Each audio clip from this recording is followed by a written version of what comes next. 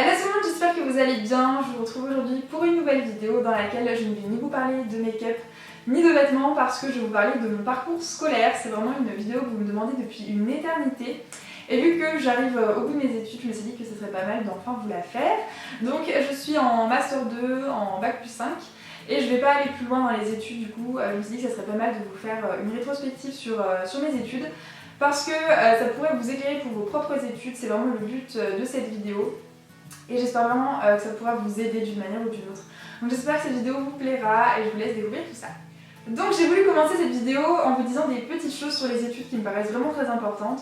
Donc première chose, si jamais vous êtes au collège, au lycée ou même après et que vous n'avez pas d'idée de métier précis que vous voulez faire dans la vie, ce n'est pas grave du tout, c'est même normal. Personnellement, j'ai jamais eu d'idée précise du métier que je voulais faire et ça m'a jamais posé de problème en fait. Plus vous allez avancer dans les études, plus on va vous demander de vous spécialiser dans un domaine, mais ça pose pas de problème de ne pas savoir quel métier on veut faire précisément. Moi, ça me choque pas du tout. Et si jamais vous êtes vraiment au collège, au lycée, vous avez tout votre temps. Ne vous prenez pas la tête avec ça, ne vous mettez pas la pression. Vous pouvez déstresser, c'est tout à fait normal, c'est pas grave du tout. Deuxième chose, si jamais vous vous êtes trompé d'orientation, je pense notamment aux études supérieures, ce n'est pas grave du tout. Encore une fois, c'est vraiment très commun en fait de changer d'orientation. Moi j'ai toujours été avec des personnes qui avaient changé une fois, deux fois, même 3 ou 4 fois d'orientation d'études. C'est vraiment quelque chose de très commun en fait. C'est normal de se tromper, ça arrive à tout le monde, c'est humain. Et ce qui est bien, c'est qu'on peut changer d'orientation avant qu'il soit trop tard. Donc si jamais vous ne vous sentez pas bien dans vos études, si vous ne vous sentez pas à votre place, si vous n'avez pas envie de faire ça toute votre vie, il est encore temps de changer. Et voilà, c'est pas du tout grave, c'est pas un drame, ça arrive à tout le monde, c'est vraiment pas grave du tout. Troisième chose, je vous conseille d'aller aux portes ouvertes des écoles, des facs. Je vous conseille d'aller au salon de l'étudiant, surtout si jamais vous ne savez pas ce que vous voulez faire dans la vie. On a parfois l'impression que ça sert à rien, mais en fait ça sert toujours à quelque chose. Ça permet de découvrir des écoles, des métiers, des domaines, de parler avec des étudiants, d'avoir des documents, des brochures à lire, etc. Et surtout, si vous faites des portes ouvertes, ça vous permettra de savoir si vous vous sentez bien dans telle école ou dans telle fac. Et si jamais vous hésitez, c'est vraiment très important. En tout cas, moi je vous conseille vraiment de prendre du temps pour faire ça. Donc on va commencer mon parcours scolaire au lycée avec le bac. Donc j'ai fait un bac littéraire, je pourrais pas vous en dire beaucoup de choses parce que ça remonte un petit peu, mais en tout cas c'était pas du tout par dépit, c'était vraiment par envie. C'était depuis le collège que je savais que j'allais faire L parce que j'aimais le français, j'aimais lire, j'aimais les langues, j'aimais l'histoire géo, etc. Donc voilà, pour moi c'était logique et j'ai eu aucun problème pour le bac. Mais je voulais quand même vous dire quelque chose à propos du bac L qui pourrait vraiment vous intéresser, je pense. Si jamais vous êtes en L ou si jamais vous hésitez à faire L ou si jamais vous avez envie de faire L. En fait, quand on est dans cette section, on a vraiment l'impression qu'il n'y a pas de débouché, que c'est la pire section. On essaie toujours de nous faire croire qu'on ne pourra rien faire dans la vie, qu'on n'aura accès à aucune étude intéressante. Et je voulais vous dire que c'est totalement faux en fait. Moi-même j'ai fini par le croire au lycée et je me suis rendu compte que non, c'était pas vrai. Moi mon bac L ne m'a posé aucun problème dans les études, mais vraiment jamais. Et quand on fait un bac L, on peut accéder à beaucoup de domaines. On peut faire des langues, on peut faire de l'art, on peut faire des sciences politiques, on peut faire du droit, des sciences sociales, on peut faire de la communication, du marketing et encore plein d'autres choses. On peut pas trop faire d'études scientifiques, mais c'est normal. Il faut à un moment quand même se spécialiser dans quelque chose. Mais c'est vraiment pas fermé. Il y a des débouchés, il n'y a aucun problème. Moi, on m'a jamais ennuyé pour mon bac, ni pour des stages, ni pour des écoles. Jamais. Donc voilà, je voulais vraiment vous rassurer de ce côté-là parce que c'est quelque chose qu'on me met dans la tête au lycée. Et voilà, c'est pas vrai du tout, ne vous inquiétez pas. Et moi du coup je savais que je voulais faire de la communication, mais je ne savais pas quel métier précis je voulais faire. Donc voilà, après avec admission post-bac tout ça, et bien je me suis lancée dans la communication. Deuxième étape de mon parcours scolaire, j'ai fait une licence en information communication en 3 ans à l'université Lyon 2 si jamais ça vous intéresse. Donc en première année j'ai fait information communication et sciences politiques et après les 2 autres années j'ai fait que communication parce que je me suis rendu compte que sciences politiques ça ne me plaisait pas, c'était pas pour moi. Et du coup j'ai obtenu ma licence sans problème. Je vais vous parler un peu de cette licence. Moi j'ai pas du tout apprécié en fait, c'était intéressant mais c'était trop théorique. C'était vraiment trop théorique, j'ai eu beaucoup de mal en fait. J'ai eu l'impression d'avoir acquis aucune compétence professionnelle.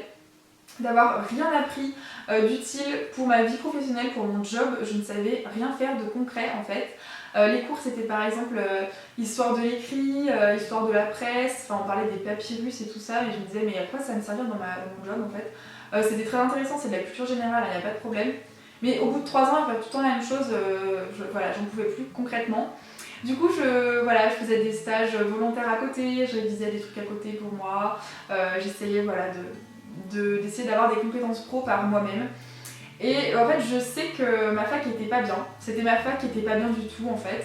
Et je sais qu'il y a des licences en information communication dans la France, dans des universités qui sont beaucoup mieux. J'ai des amis qui font des cursus comme ceux-ci dans d'autres villes, par exemple à Nice ou à Grenoble, et c'est 10 fois mieux. Ça n'a rien à voir, ils font des choses pro, ils ont vraiment l'impression de se former à un métier, pas à devenir chercheur en communication.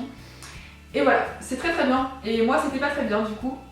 Vous allez vous demander, mais pourquoi t'es resté alors que tu viens de nous dire qu'il faut pas se forcer à faire des études qui nous plaisent pas? En fait, moi, je savais que la communication, ça me plaisait. Je savais que c'était là-dedans que je voulais être.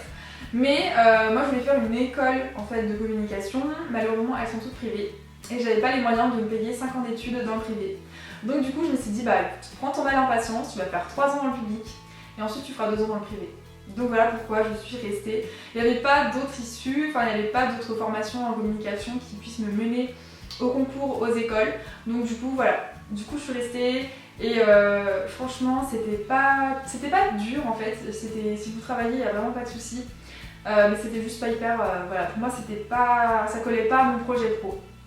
Donc du coup, si jamais vous voulez aller à la fac, sachez que voilà, les facs sont pas toutes comme la mienne, pardon.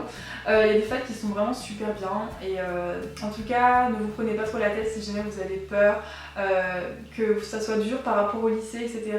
C'est vraiment pas difficile, par contre on est très libre et il y a pas mal de cours qui ne sont pas obligatoires, donc il faut avoir... il faut avoir le mental pour aller en cours alors que c'est pas obligatoire, franchement parfois c'est vraiment pas facile. Donc voilà, c'est pas compliqué mais il faut être motivé.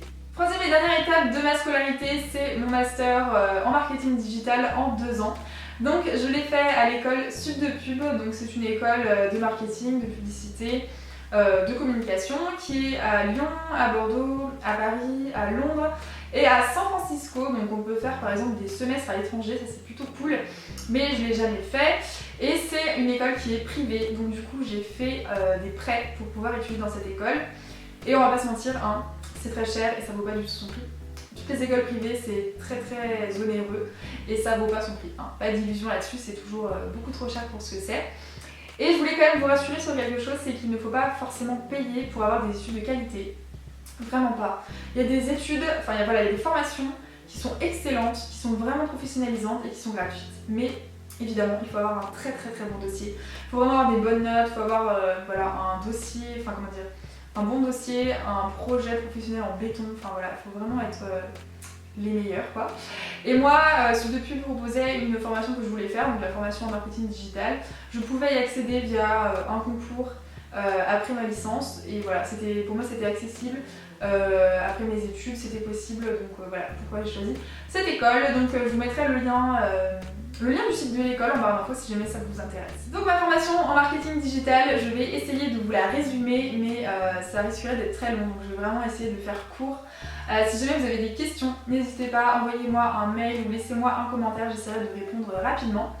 Donc du coup, qu'est-ce que c'est? En fait, c'est du marketing, mais sur les supports digitaux. Donc par exemple, le marketing sur les réseaux sociaux, sur les applications, sur les sites internet.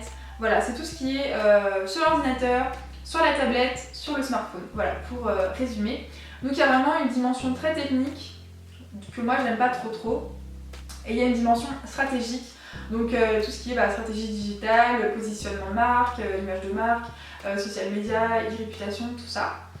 Et du coup, je voulais aussi vous donner des noms de cours que j'ai eus pendant ces 2 années parce que ça pourrait peut-être vous éclairer pour y voir plus clair dans tout ce que je raconte là.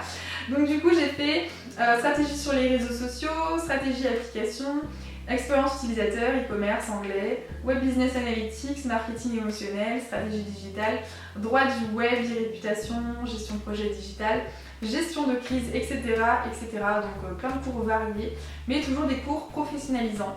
Donc j'ai vraiment l'impression que j'ai appris beaucoup de choses en 2 ans et je suis super contente. Voilà, je trouvais que c'était intéressant, j'ai pris plaisir à aller en cours, pas tous les cours évidemment, il y a toujours des cours qui ne me plaisent pas.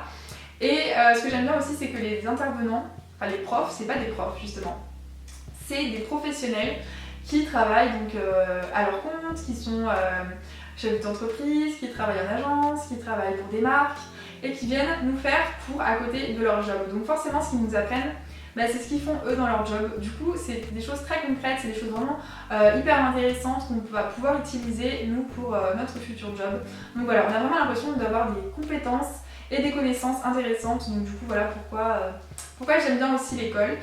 Et du coup, je voulais aussi anticiper peut-être votre question. Vous allez me dire qu'est-ce que tu peux faire comme travail en sortant de cette branche. Alors ça dépend vraiment, il y a énormément de métiers dans le marketing digital, notamment des nouveaux métiers.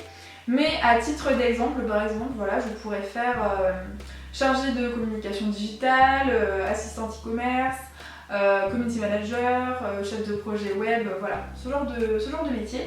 Et voilà, il y a beaucoup de métiers dans le marketing digital de manière générale, donc voilà pourquoi je ne sais toujours pas quel métier je voudrais faire, mais voilà, je voulais en tout cas vous parler de ma formation parce que vous m'en parlez assez souvent. Et donc voilà, c'est la fin de cette vidéo, j'espère qu'elle vous a plu, j'espère que j'aurai pu vous éclairer un petit peu sur mon parcours professionnel et aussi sur les études en général. Voilà, si vous avez des petites questions et tout ça, n'hésitez pas, laissez-moi vos commentaires, vos impressions. Et j'espère vraiment que cette vidéo vous a plu parce que ça faisait très longtemps que vous me l'aviez demandé. Donc voilà, pour moi c'est vraiment une bonne chose de faite, voilà, ça c'est fait. J'ai enfin pu vous parler de tout ça et je vous fais plein de gros bisous, je vous retrouve très bientôt pour une prochaine vidéo. Bye bye.